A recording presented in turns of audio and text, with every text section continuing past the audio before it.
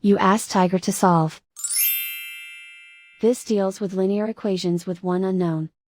The final result is x equals 4. Let's solve it step by step. Group all x terms on the left side of the equation. Subtract x from both sides. Group like terms.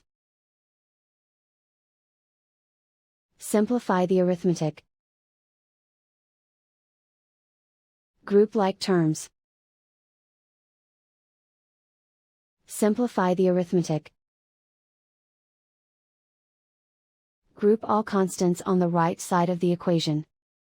Add 3 to both sides. Simplify the arithmetic.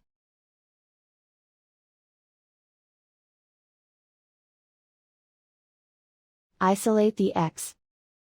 Divide both sides by 2.